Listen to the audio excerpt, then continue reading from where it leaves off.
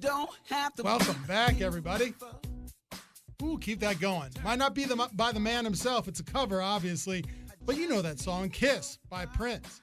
I'm meteorologist Andrew Humphrey with WDIV, but I'm sitting as a special guest host on The Pulse with Karen Dumas here on 9:10 a.m., the voice of Detroit. Your Superstation, everybody. And this whole hour, with only one commercial break, we're going to be talking about Prince. God rest his soul. He passed away earlier this year on April 21, 2016. We miss him deeply, especially here in Detroit. He called Detroit his second home. I've got at least two special guests, one in studio and one on the phone. I'm going to go with ladies first. Rhonda Smith, bassist. Are you there? I am here, Andrew. How are you doing? I'm doing much better. I hear your lovely voice. Long time no talk to. You got that right. We haven't seen each other since the mid or late 90s. Is that right? Very, very true. Very true. Great memory, my dear. Fantastic. Exactly. Also here in studio, Mr. Wally Safford, everybody. Good to see you, sir. Thank you. How you doing? I'm doing well. How are you doing today, sir? Great. Fantastic.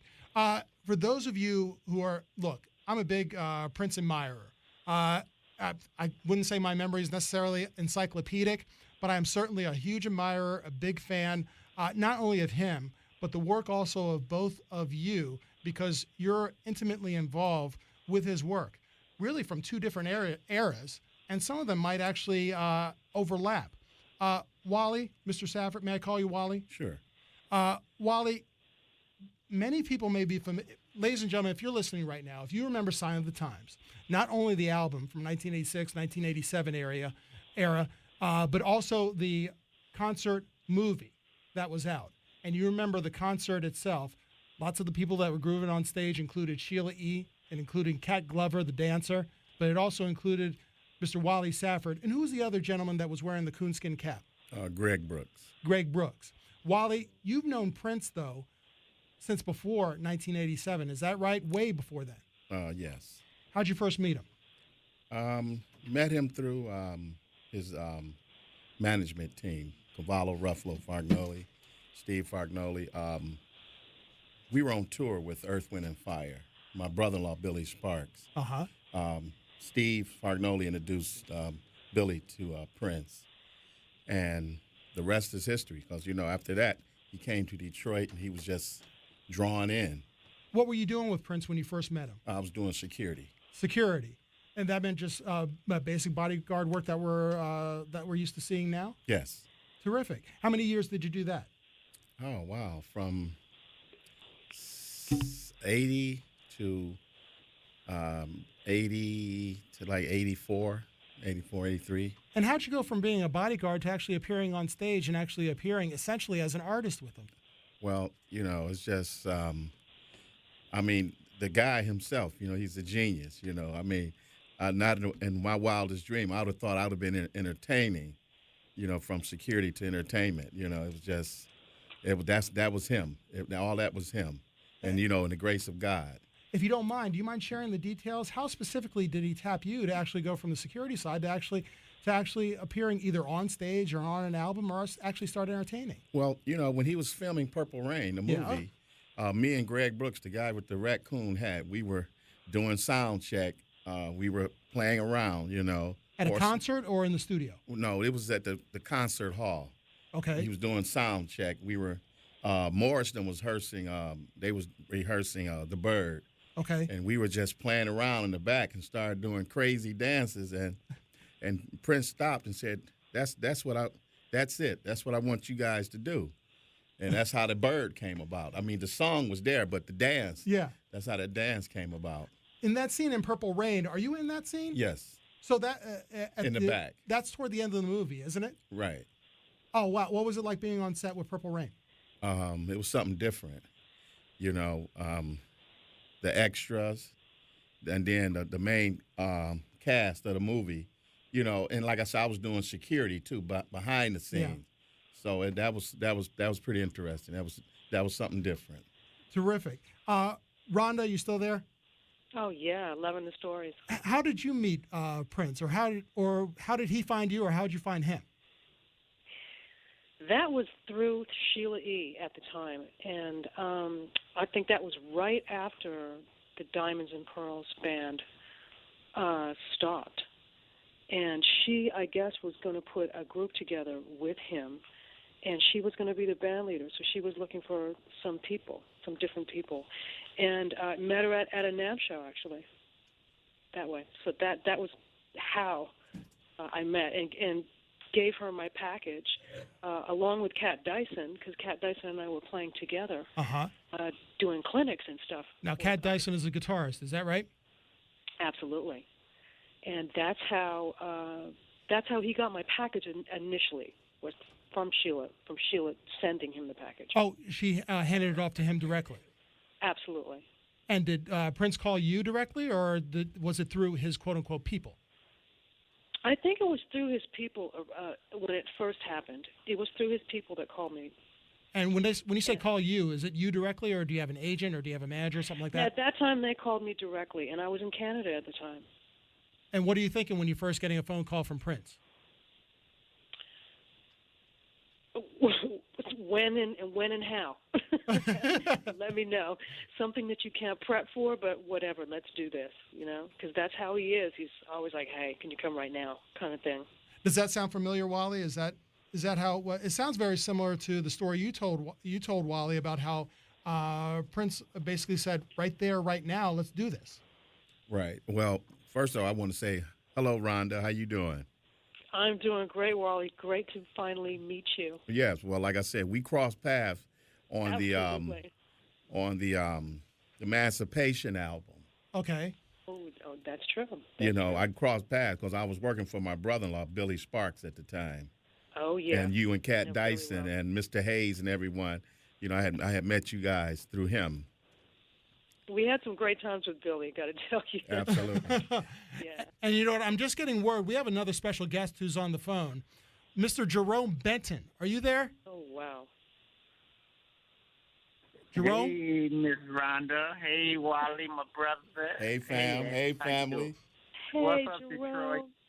Oh, my goodness. What a wonderful surprise this is. Jerome Benton, my name's Andrew Humphrey. I'm a meteorologist and reporter at WDIV. I'm here as a special guest host on 9:10 a.m., the Superstation right here in Detroit. Thank you for being with us. How are you, sir? Where are you? I'm good. I'm in Los Angeles. Sitting in my office, looking out the window. And if I twist my neck a little bit, I can see the clouds over the ocean. Oh, I like how you set the scene there. It sounds very tranquil, sir. It is. I'm tranquil inside me. I find tranquility all the time. That's right. It's a mutual give and take. I like the sound of that, sir. Well, first of all, to all three of you, my most heartfelt, even though it's been since April, my heartfelt condolences and prayers to all of you. I know Prince was not only a good colleague of yours, but also a good friend, basically like family to all three of you. So I first want to say that to all three of you. Yes, thank you. Thank you. And he wasn't like family. He was family. He didn't know, you can't, good is good, and he was good. He was good to us. Jerome, in your opinion, what way was he good? Please elaborate. Oh, wow. Man. From the age of 11,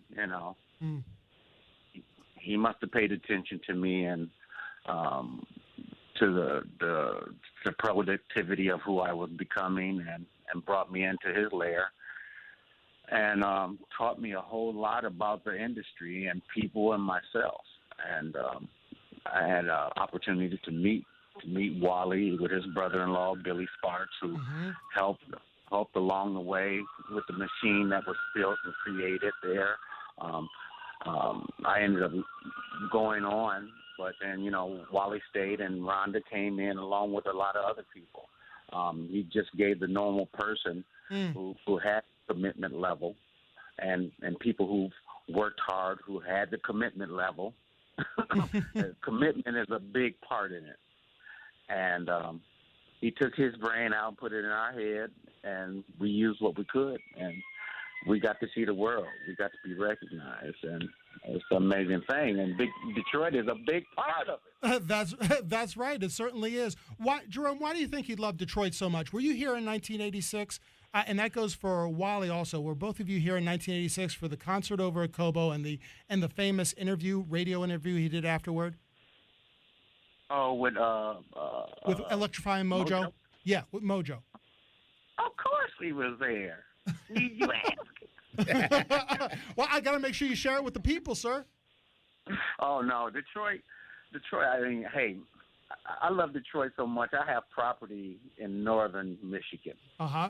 Close enough so I can get to it. In the UP? And, In the UP or the Lower Peninsula? In the UP.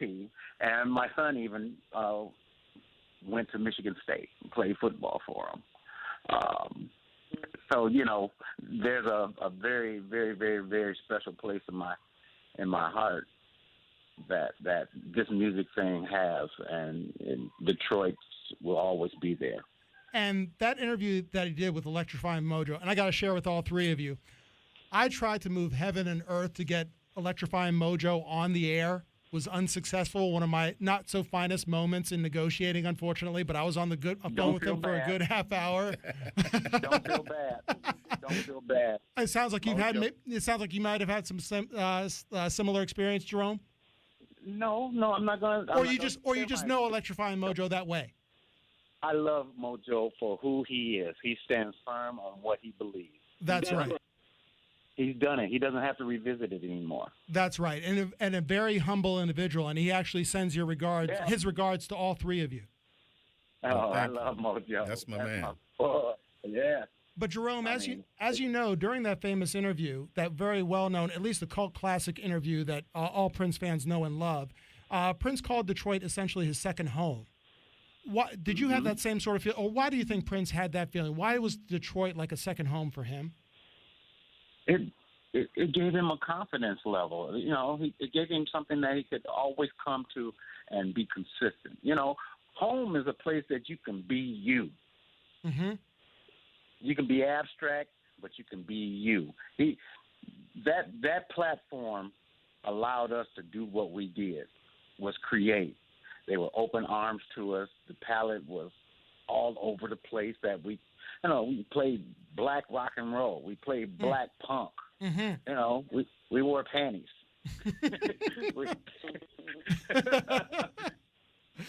The girls wore camisoles. Uh-huh. You know, when you say platform, in public. Was it a whole mixture? Was it about the people? Was it about the environment? People, yeah. The city officials. I mean, you can sit there and you have a judge sitting in the audience with their hair down. But during the day, they putting you in jail. Two different people, but the same person. And a different side of them comes out. A different side of them, and Prince did that to all of us. All of us. How was he able to bring the workers? Yeah, go ahead. From the workers to the audience. How was he able to bring that side out in you? And same thing with you, Wally, going from security to an entertainer. What was this? And same thing with you, Rhonda. You've been a performer for, of course, your entire professional career, but I'm sure working with Prince brought it to another level and maybe brought out something extra within you, whether it was for a live performance or in the studio. What was it that Prince had that brought out that extra something with each of you? Ooh, it's so broad. I could talk about that for hours, and it's such a wide scope. Just like you explained, Andrew, it goes from, you know, performance to how you are every day, to how you are in the studio, to how you handle your business. It was a broad scope of learning. The more years you were around him, the more he shared and wanted to, and and I'm not even including his religious stuff from where he was with Jehovah and what he wanted to teach to the people that were around him. So that could take me an hour to explain all of those things. It was vast. He was a great teacher, and he's so sorely missed. I'd pay anything to hear what he would even have to say today of the state of America and where we are with these changes. I find that interesting too. Rhonda, do you remember maybe your first or maybe one of the earliest teachable moments that you got from Prince? Man, so many. I'm telling you, so many. As an artist, for example. Well, the first one always comes from, dress was very important to him. Appearance was very important to him, and that was apparent from the very first time you met him, even before you got a job, because that's the way he carried himself. Wonderful way about him. That's definitely something that rubbed off on you immediately, and he let you know that when you were going to be around him and in his camp, you needed to represent yourself in a certain way that he was also comfortable with. So that was definitely one of the first things that didn't even have anything to do with music or anything else. But it did have to do with music because it is the music business. And appearance was very important to him. Jerome, did you want to add to that? No, I totally. She got it. She got it. I hadn't seen Prince in probably for a period of time for like 3 years, and I think Rhonda, you guys were playing at the Kodak Center. Yeah. And I walked in with my family, and he first thing said, "You look good. I thought you changed your walk by now." I was like, "Oh my goodness, that's the only thing you're gonna say?" He said, "No, I love you."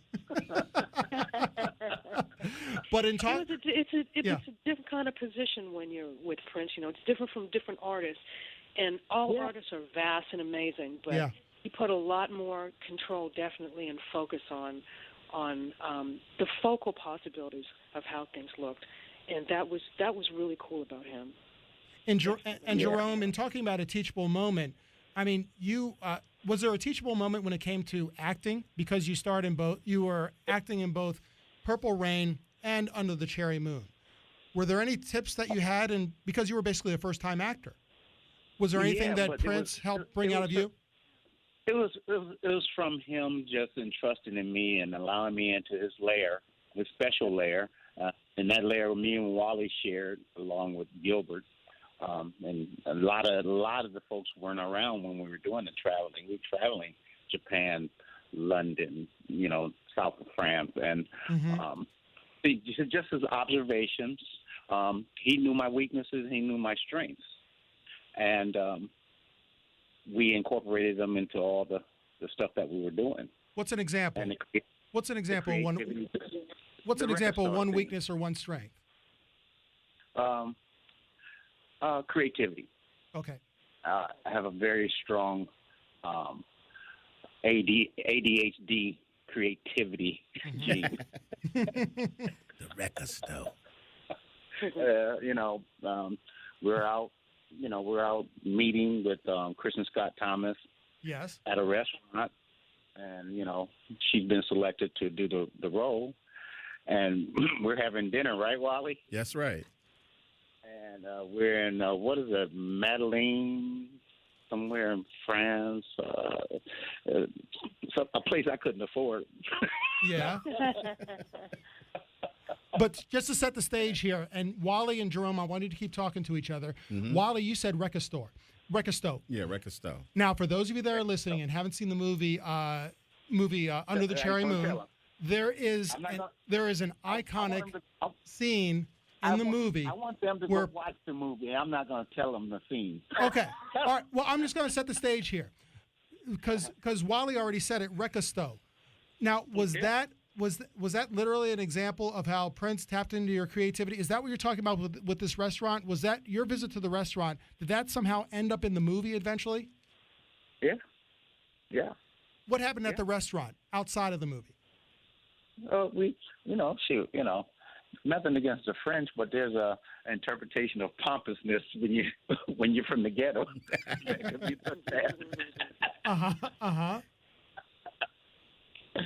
And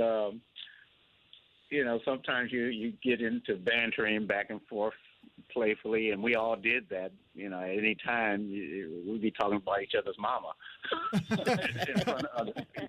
When you had some downtime. Yeah, it's always downtime, but down to get busted out on. But some of the stuff that just popped up, and just some of from the things that we journeyed to. We all went to South America together. We went to Brazil and out there. Prince and his father as well. we traveled there and wrote some songs for Under the Cherry Moon, and elaborated into the depth of writing some of the script from those journeys. And just the creativity and just knowing where that stuff came from, it allows me to always pay attention to what's going on around me because, real life is fun. Real life is funny. Wow. That's absolutely amazing. Yeah, go ahead. My writing partner, who wrote for Norman Lear for years, yes. When I started writing, he honed me in on it. He said, "Man, don't write the joke. Don't write for the joke. Just write. Real life experiences is funny, and it's just how you present them." And I'm winning that way. So that's great. Thank God for Prince and honing me in on that because I wanted to be an athlete. And he gave me opportunity to be a roadie. I was a roadie. Then I became security. Met Wally. We were roadies again. We were roadies again. Roadies again. Security. And then choreography, and then, Death and the fashionista for the band to help hone in on the style. And long story short, right there. Can you take me into the creativity process, the creative process when it comes to, Rhonda, I want to ask you about that also, the creative process when it comes to music. But Wally and Jerome, outside of music, even though it's all connected, but fashion, the feel, the colors. Please take us into the creative process when it comes to Prince. What sparks his imagination and therefore the collective imagination where it goes from a thought to something real, whether it's on screen, in the studio, or on or anywhere? I believe something. I think the color purple was very strong in his spirit because of spirituality, and it affects us all when we see that color now. We relate that color to Prince. Mm-hmm. Right.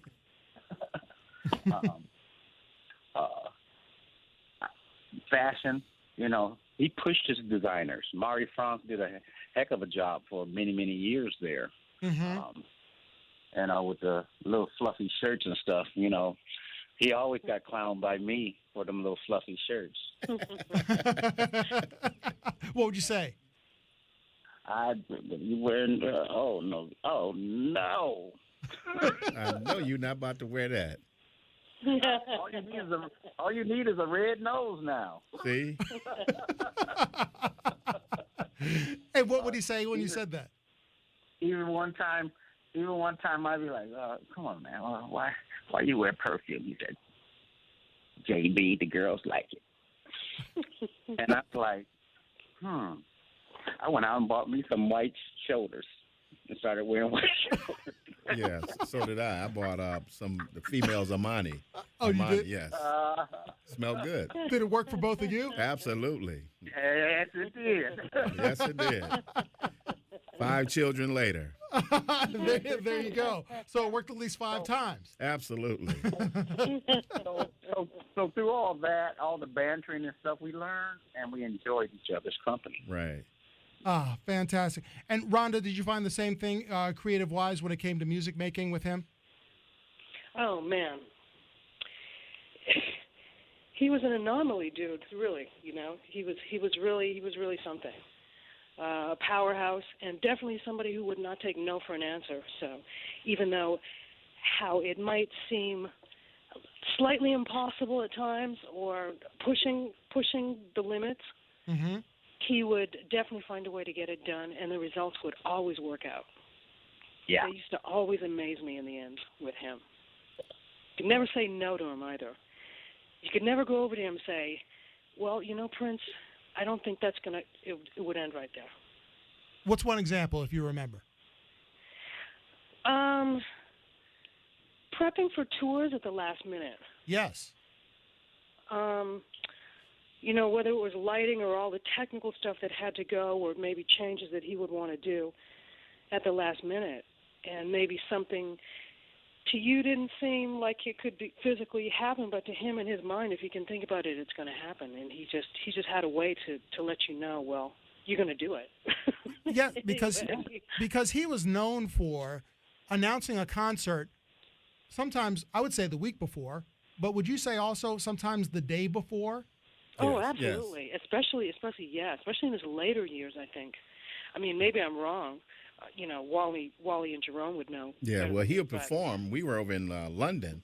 We were in we opened up the tour over in London in Wembley Arena, and he would play the show and then go play at a club afterwards. So he would tell his stage production crew, got to have equipment over at this club. Yeah. And he did that. We did like 6 or 7 shows, and he would go and play every night. So it's like you playing twice. That was a given. Sometimes Absolutely. we had longer stuff than that, and I wonder if there's been any actual members who've had longer stances than I have, and I'm not needing a trophy for this in any way, but just giving you the scope of what he was doing later in life. I don't know if he was doing this toward the end, but we would do the sound check, then the audience would come up for the sound check, and that would be another hour or whatever. That would be a whole other concert in itself. Then we would do the show, and then we would do an after party. Absolutely. So I don't know if any band has topped that. Right. No. It wouldn't be a one. And you're right, because it wouldn't be a one-shot deal. Yeah, and that was a pretty regular thing for some tours that went, which was basically 3 concerts a day. And it wasn't the same. It was different material generally. What's it like, Wally, logistically to do that, security-wise and equipment-wise, since you were behind the scenes doing that? I know he's going to say it doesn't matter because Prince is going to tell you it's going to happen, so you're going to make it work. Absolutely.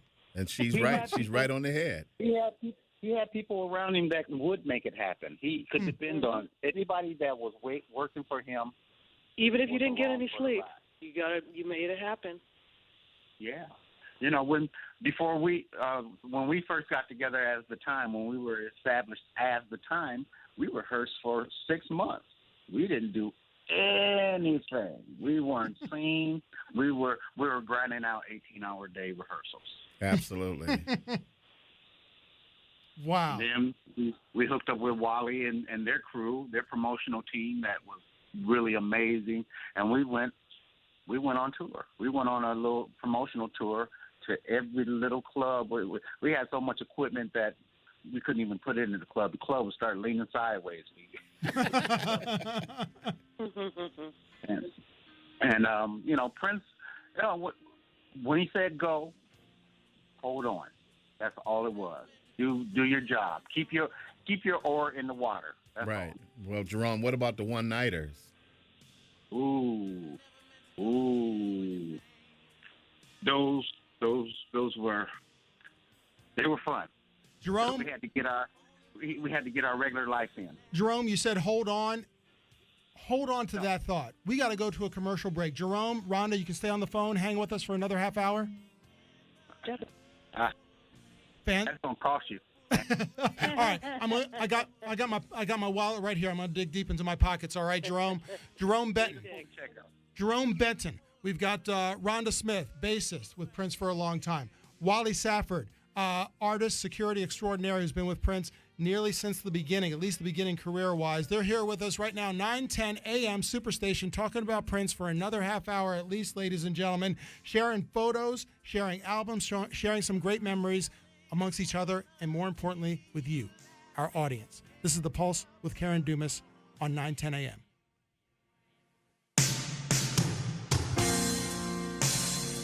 I never wanted to be your weekend lover. There's a better way to send cash. The Western Union app now lets you log in, then walk in. Set up your money transfer on the Western Union app, then pay in cash at a participating agent location. Download the Western Union app today. NMLS 906983. 9:10 a.m. is everywhere you need us to be, literally. If you're at Wayne State, you'll see us. I am here today. We're broadcasting live from downtown Detroit. Orchard Lake Art Fair? Yep, we're there too. Oak Hill Golf and Country Club. Won't be a problem. We're coming to you from the fabulous, prestigious Oakland Hills Country Club. We're at the 2016 U.S. Amateur Golf Tournament put on by the USGA. Thank you so much for joining us at the 116th USGA Amateur Golf Championship. The Back to School Festival. Of course we're there. Detroit Golf Club? Let me check. Yep, we're there. We're bringing you 50,000 watts of attitudes and opinions. The best, the brightest, and the bravest voices in the urban community. 910 AM Superstation, the voice of Detroit. Word. WADL Detroit, Adele Broadcasting Corporation. It's your one-stop shop for all the programs you love. The classics, the fan favorites, and all the movies you can handle. If you want it, we've got it. You want it all in one place. Look no further than WADL Detroit, Adele Broadcasting Corporation.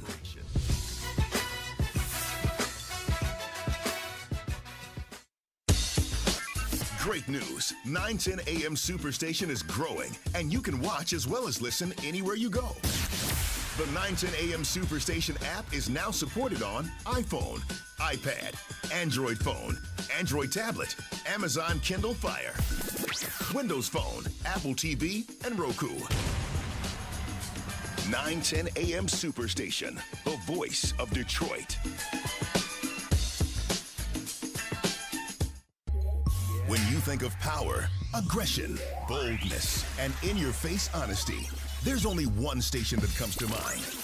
And that's 910 AM Superstation. We're the hottest station in town. Why? Because when it happens, we talk about it. But I just thought it was interesting when Bill was saying, we can't let people from Syria here because we don't know what we're getting. Let's not forget that only the Native Americans are indigenous to this land. When there's corruption, we talk about it. What would you do if Jordan tried to stab you? I know she probably didn't thought about it a time or two. I see any signs of abuse, I'm gone. I promise you that. And when there's a problem that needs to be addressed, we talk about it. But what I know is life is serious business. You can't buy the lot next to your house because the folks that got elected don't really care about you. You disrespected, dejected, and neglected. And then you want to take it serious. 910 AM Superstation has the best, the brightest, and the bravest voices in the urban community. Don't believe me? Just listen. Big Hollywood, big stars, big movies, big TV shows. Oh my gosh. Celebrity Page TV, new exciting entertainment news right here. I'm Sonia Isabel. We take you around the world to give you the latest celebrity stories, plus behind the scenes access to your favorite stars and shows. Exciting and interesting and fascinating. Less talk, more Hollywood news right to the point. Celebrity Page TV, your entertainment news source. At 8:30 a.m. on WADL Detroit. Titan basketball can only be heard in one place. Catch all of the action and excitement of University of Detroit basketball right here on 910 AM Superstation. 910 AM Superstation is on fleek.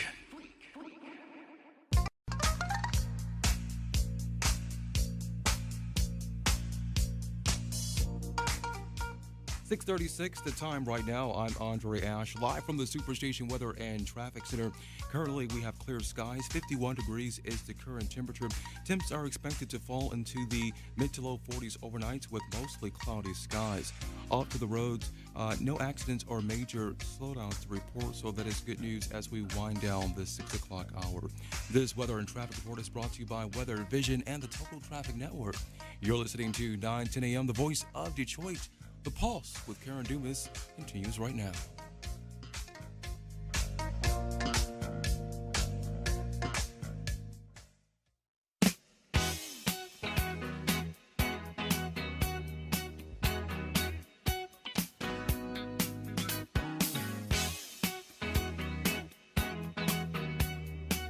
Welcome back. Love that music, and it's very special music because it's done by the one and only Prince, who, my goodness, still breaks my heart, still unbelievable. I still think about it to this day. It's amazing that he passed away in April. But we've got some special guests to talk about Prince, talk about Detroit, why the love was mutual, and about music. I've got here in the studio Mr. Wally Safford, vocalist and security for Prince over a number of years from the 70s into the 80s and beyond. On the phone, we still have Rhonda Smith, bassist with Prince for a number of years from, correct me if I'm wrong, Rhonda, from the 90s into the early 2000s. Yeah, A little off, but I can correct you. Where am I off? Well, we've had sporadic, separations and getting back together. So I actually started with him in 1996. Okay, so the mid-'90s. Okay, gotcha. The last stuff I did with him was actually probably 2009. Okay, so the late 2000s. Got it. Thank you very much, Rhonda. And last but not least, Mr. Jerome Benton, everybody, who's been with Prince, since childhood. Is that right, Jerome? Yeah, since 11 years old. Absolutely amazing. Wally, in the break, you mentioned something very special, how there's basically an overhaul plan that's not only working here today, but it also means it was working when it comes to your connection your interaction, or even first coming together with Prince. What's your feeling, sir? Well, what I said, during the break, to Rhonda and Jerome, they're like family. But like I said, Prince brought all of us together, and like I was saying a little while ago, it wasn't no mistake.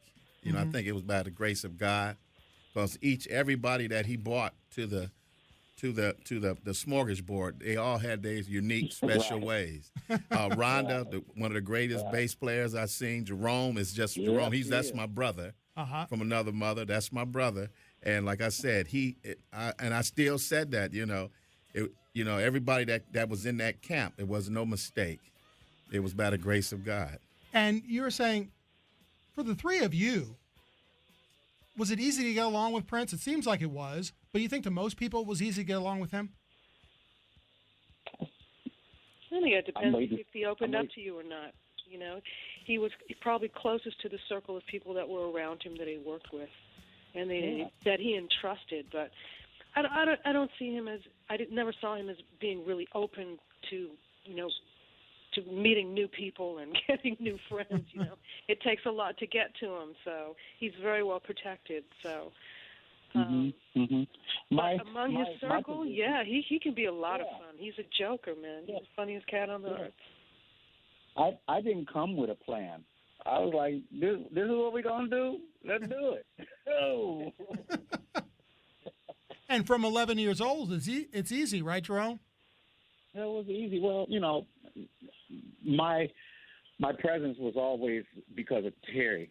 Terry Lewis and Jimmy Jam. Terry's my brother. Okay. And Terry drugged me along with a lot of things that took place, even my participation in the band as well. So, I was always there monitoring at a young age. And, the relationship just grew from that, just being familiar with me and being comfortable with me, to the point where I had just finished attending Iowa State and being put together. And before I went to school, I was a roadie for Flight Time. Okay. And Prince asked Terry, said, "What's your brother doing? Is he available to help you guys during your rehearsals?" And he offered a little bit of money, which was like $50 a week. And I was like, yeah, I'll do it. And it turned into home ownership, car ownership, worldwide travel, draws. Yes. LAPD. That's the After Dark special that we'll talk about later off the air there, Jerome. But it's funny here. Wally's pulling up old pictures on his phone. He's got a black and white photo. Did you play running back as a football player? Yeah. I played receiver for Iowa State, 79 to 81. Beginning of 81, Mac Brown, who was the big legacy coach that ended up coaching Texas to all those championships, and Donnie Duncan was the head coach. Got a chance to hang and run with a bunch of cool people, and I ended up coming back home. Couldn't get along with some of my bosses. And people who know me understand why. Is that ADHD thing? No. Oh, sorry. It's that you just can't tell me anything. You just can't tell me anything. And no. I evaluate it and be like, that's not right. Could you do that with Prince also? Could you tell that to Prince too? Well, I didn't argue with him because there was no argument. If I argued with you, I was right.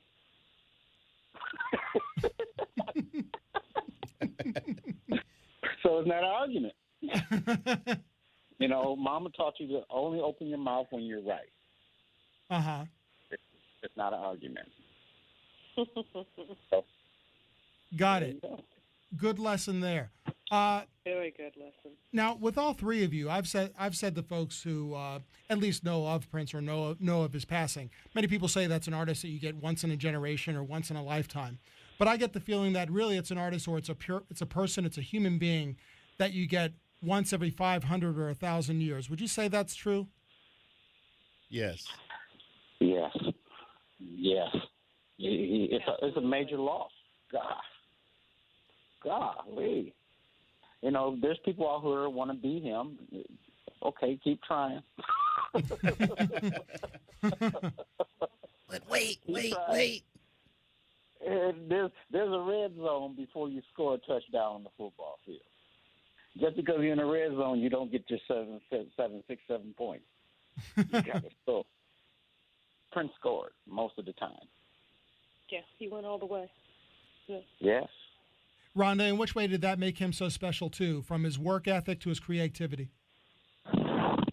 He was just 150% about everything. He just lived and breathed music. I mean, he was a one-of-a-kind. I hate to say it, last of the Mohicans. You don't have a lot of that anymore. Somebody who writes everything, somebody who plays multiple instruments very well, somebody who writes the material, somebody who sings it, somebody who does the background arrangements, does the production, goes out and sings and dances and takes care of all of that, thinks of all of the lighting cues and everything down almost to front of house mix. I mean, it's just never ending with this guy. It really is a lesson. And enjoy doing it.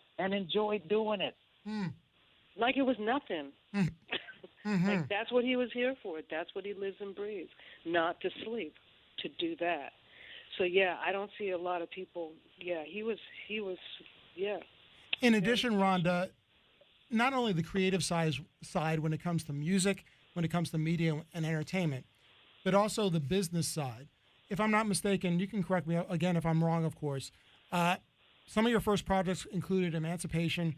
It also included a New Power Soul album, and that was around the time when Prince had written Slave on his face. Yeah. And he was in a Slave on his face, true. Yeah. And he also was in a well-known dispute with his record label or the record company that he was dealing with. Were you privy to any of those conversations? Or when there was a documentary that I saw called Slave Trade, and Michael Bland is featured prominently in there. And there were times, he said, when Prince would need the time to vent to him and other band members. Did he ever do that with you? I would probably say yes, in a lot of ways that were business and a lot of ways that were religious.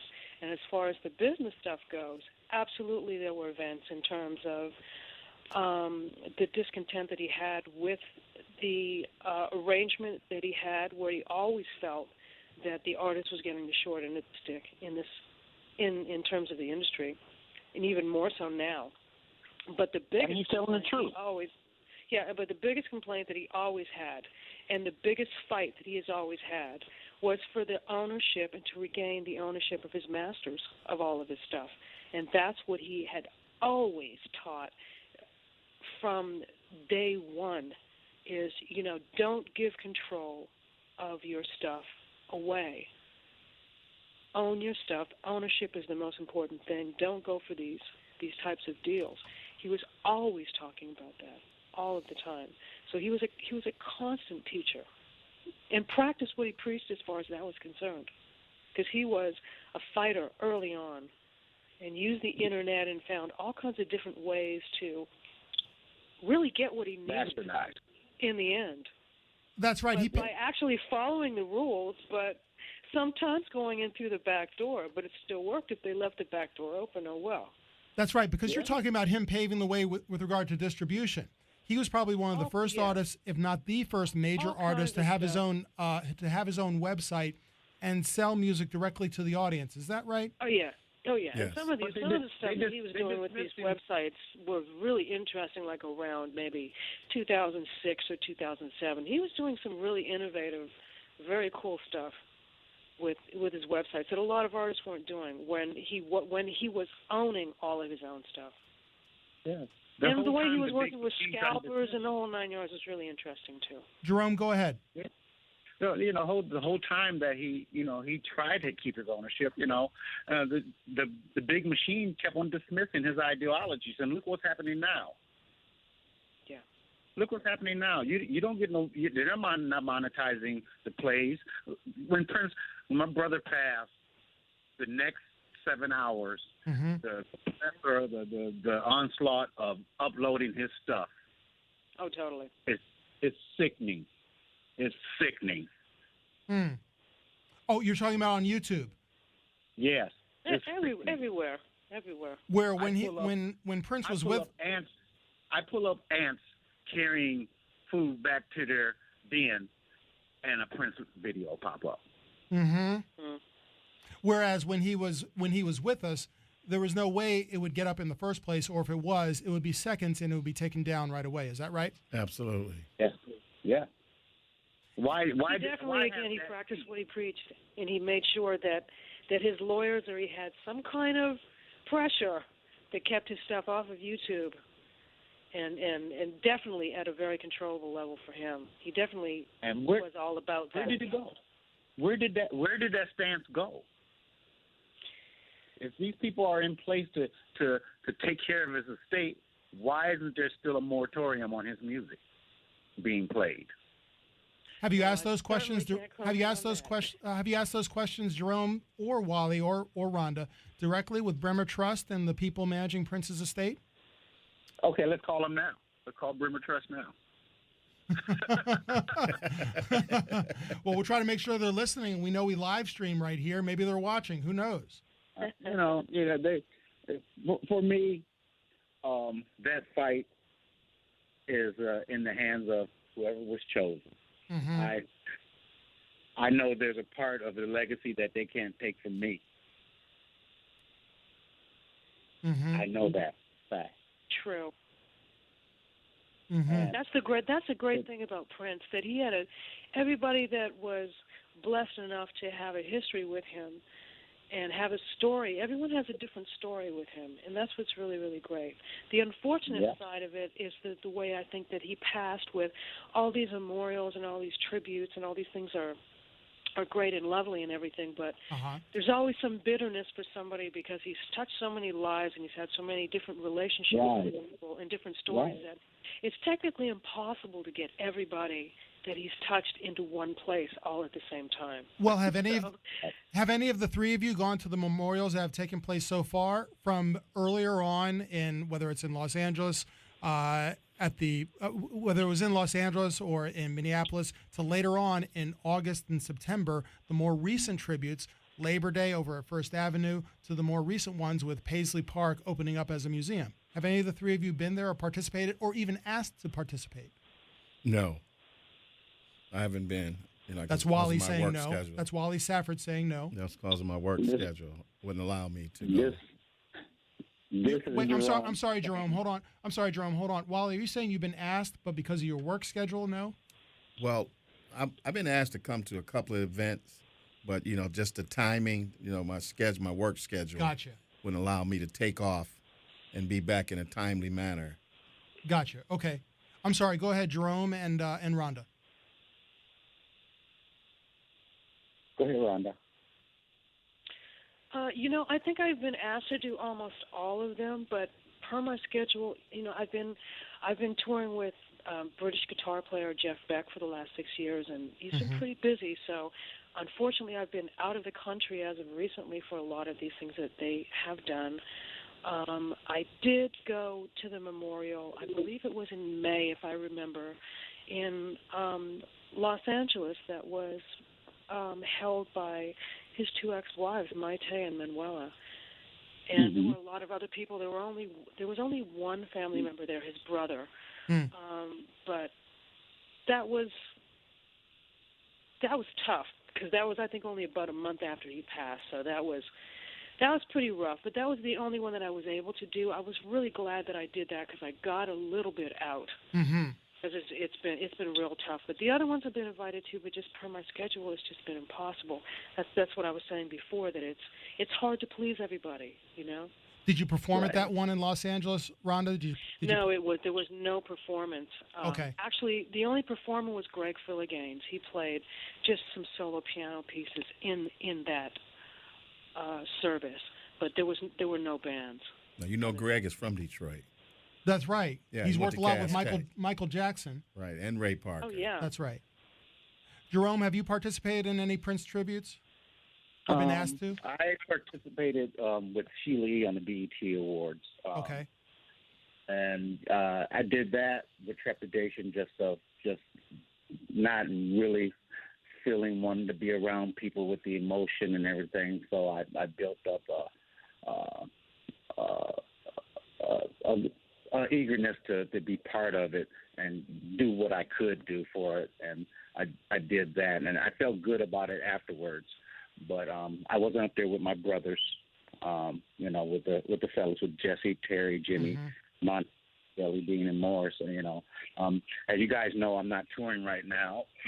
I'm doing my own thing now. I left the road almost 15 years ago, and I thought maybe this was the time to get back out there and let people see that I'm not just sitting around eating a bunch of donuts and a bunch of gobble neck, and I just want everybody to see that I still can look good in cranberry.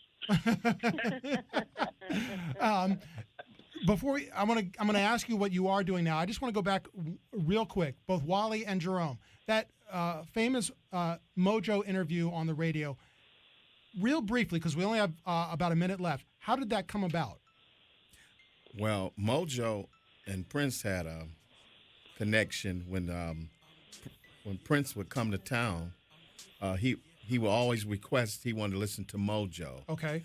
And then he would listen to Mojo because Mojo would play Prince music, and he was crazy about Prince, and Prince was crazy about him. And then specifically, did Prince call the station, Mojo himself, to do the radio interview? Yes, I was there. He did call him, yep. Were you there in the hotel room during the interview? Mm-hmm. Wow. Jerome, were you there Prince or not? No, I wasn't there. Prince loved Mojo. I was running with the guys at that time, and Prince just, he promoted what he put together that he believed in. If he didn't believe it, he didn't promote it. But anything that he put together, he promoted. Fantastic. Finally, in I would say one word, but really one sentence. What does Prince mean to you, each of you personally, and what does it mean to the future of music? Each of the three of you. Well, what it means to me, he changed the music industry tremendously. That I take my hat off to him because he constantly, every time he came out with music, he changed it. Mm-hmm. It was just, he was constantly changing the music industry, constantly. So it was like they had to catch up with him. They was chasing him, so he was constantly, just like now the internet, he was already far advanced doing that.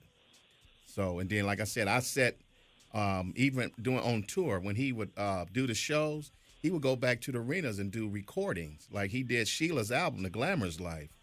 He did the concert, and then we leave at 1, go back to the arena, we there till 3, 4, 5 in the morning doing The Glamorous Life and the other songs on the album. Rhonda and Jerome, I'm getting the roundup sign here. Really quickly, in your opinion, the impact on the future then and now the future of music. Whoa. I don't know where it's going. I really don't. Mm-hmm. It's got its shortcomings right now. But there are lessons to learn from Prince and his career and his impact that will improve the music industry and music itself? I think the people that have experienced being around Prince are carrying some very unique traits. And if they're allowed to have a platform to produce and spread their music, it can survive. But Prince's stuff will always be that thing that it's going to be special when you put it on. So, thank you. And Rhonda, finally with you, real quick. Is that the same question? Yes, it is. That's a broad question. Again, even if it's the same answer, that's fine. He was just a prolific dude, you know, as far as teaching about the ownerships of what you should. He had a lot of lessons in his life, and the great thing about him is there were great lessons that he learned, but he was so willing to share them with everybody, business-wise and personal-wise, which is really great. He really had a lot of things to show. He was right about what he said, and he was one of the few, again, who backed up what he said that you should do. So we're going to miss a lot of that, I think, because I don't know if there's going to be a lot of artists that are going to be willing to do the work that he was willing to do, i.e. with, you know, having his own website, having his own followers, there's not a lot of people who are able to say, hey, you know, forget about the big guys. We're going to do it. And he did it. He did it himself on a very high level. And that's why when it came to Detroit, when you want to know why Detroit was different, that's why Detroit was special. Because when you look at an artist of that magnitude, that no matter where around the world he goes around and plays, he gets accepted with love and adulation at his concerts all the time. Well, when you get a city like Detroit that goes above the bar, yes, that says a lot about Detroit and the love that he has, that we have for Detroit, and that Detroit has. Absolutely. Because Detroit went above everybody else, and everybody loved Prince. So you know Detroit went above that. Exactly right. That's what's up with Detroit, Andrew. And again, thanking Mojo for believing in us and keeping us in people's ears, you know. On that note, everybody, the love is mutual. Right back at you. Wally Safford, thank you to your friends at AT&T and the hard work that you're doing. You can always catch Wally in and around Detroit. Rhonda Smith, who is touring with Jeff Beck, and Jerome Benton, based in California, but still doing special things. You can find him online, including Twitter also. Wally, Rhonda, Jerome, thank you very much for this special, now beyond an hour of talking about Prince. Oh, you're welcome. This is The Pulse with Karen Dumas, everybody, 9:10 a.m. Superstation. In the neighborhood about standing at the counter stall with a pocket full of dough. Home, life, and auto. Claims that are unfortunately routinely denied by insurance companies. Since 1996, I have successfully represented thousands of victims whose insurance claims were denied. If I can be of service to you, call me, Attorney Carl Collins III.